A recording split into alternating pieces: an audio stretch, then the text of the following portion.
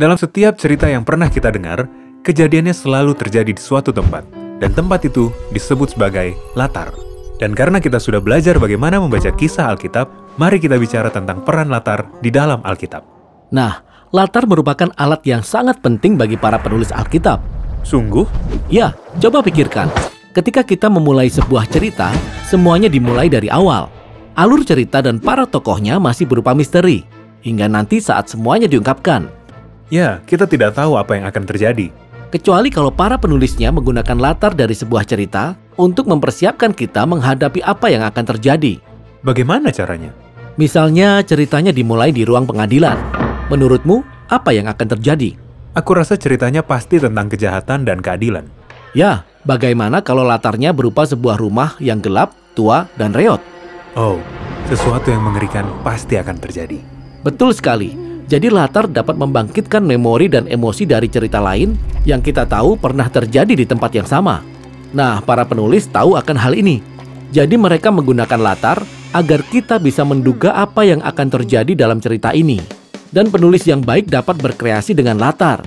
Ia bisa membelokkan dugaan kita guna menyampaikan maksudnya. Ini terjadi dalam Alkitab? Di mana-mana. Misalnya, coba pikirkan tentang Mesir sebagai latar dalam Alkitab. Ya, kerajaan besar di Timur Tengah yang terletak di tepi Sungai Nil.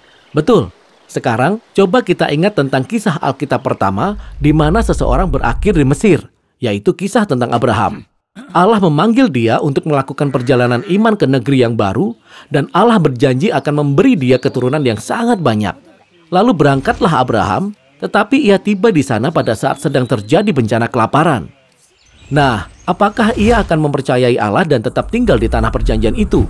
Atau akankah ia pergi meninggalkan tanah itu dan mencari makan sendiri? Ya, Abraham pergi menuju negeri Mesir. Dan di sana, di negeri Mesir, segalanya menjadi bertambah buruk. Abraham menyangkali Sarah sebagai istrinya untuk menyelamatkan nyawanya sendiri. Hingga kemudian Fir'aun berusaha untuk menikahi Sarah. Oke, kesan pertama tentang Mesir bukan tempat bagus untuk dikunjungi. Tetapi kemudian Allah menyelamatkan mereka. Ia menurunkan tulah yang hebat di Mesir. Hingga Fir'aun menyerah dan menyuruh Abraham pergi dengan banyak membawa harta benda. Jadi apa yang kita pelajari tentang Mesir sebagai latar dari kisah ini? Mesir merupakan tempat berakhirnya orang-orang yang membuat keputusan yang bodoh, tetapi juga tempat di mana Allah datang dan menyelamatkan umatnya. Ya, dan kisah berikutnya yang terjadi di Mesir mengikuti pola yang sama. Cicit dari Abraham membuat banyak keputusan yang bodoh, dan mereka berakhir di Mesir juga karena bencana kelaparan. Di pedalaman Mesir. Generasi demi generasi berlalu dan keturunan ini berakhir sebagai budak di Mesir. Dan menurutmu, apa yang akan terjadi? Allah akan mengirimkan sejumlah tulah dan menyelamatkan umatnya. Seperti yang sudah kita duga. Setelah bangsa Israel kembali ke tanah perjanjian, Allah memerintahkan mereka untuk jangan kembali lagi ke Mesir dengan alasan apapun. Karena tempat itu penuh dengan masalah dan penindasan. Jadi ketika para tokoh Alkitab di zaman berikutnya masih kembali ke Mesir, kita perlu merasa khawatir. Benar. Misalnya seperti Salomo. Di puncak kekayaan dan kekuasaannya, ia malah menikahi putri Raja Mesir. Lalu ia juga mengutus orang-orang Israel ke sana untuk mendatangkan kuda-kuda Mesir. Dan satu angkatan kemudian, kerjasama itu menjadi buruk dan Mesir kembali menindas bangsa Israel. Jadi, latar dalam kisah Alkitab itu memuat semua memori dari kisah sebelumnya yang membuat kita bisa menduga. Ya, latar merupakan alat penulisan yang luar biasa untuk menanamkan makna ke dalam sebuah cerita. Nah, para penulis Alkitab memang luar biasa. Mereka bisa membuat kita menduga, tetapi secara kreatif mereka juga bisa mengacaukan dugaan kita. Seperti apa contohnya? Mesir adalah contoh yang sempurna.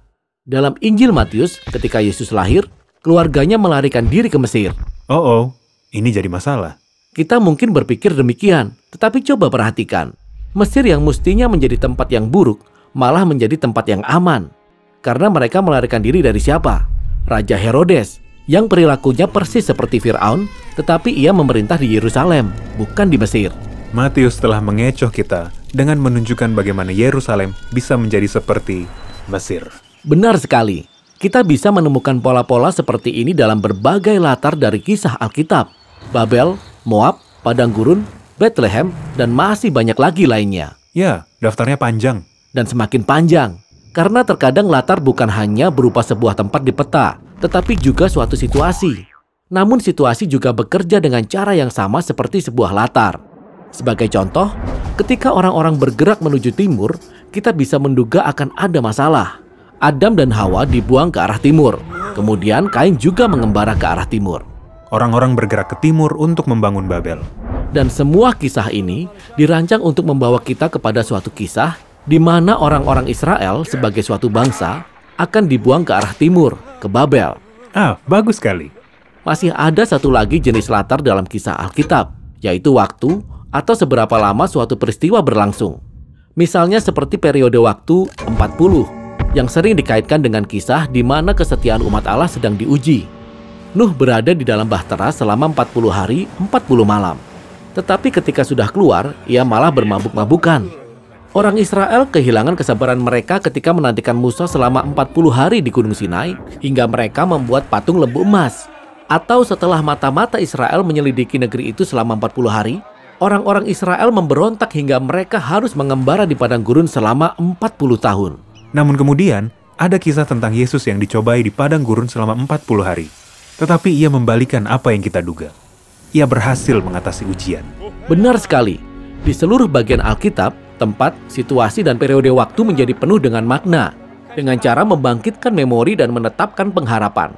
Dan penulis Perjanjian Baru kembali menggunakan semua latar ini untuk menunjukkan bahwa Yesuslah yang akan menuntun hidup kita dari Taman Eden, keluar dari Mesir dan padang gurun, menuju ciptaan yang baru.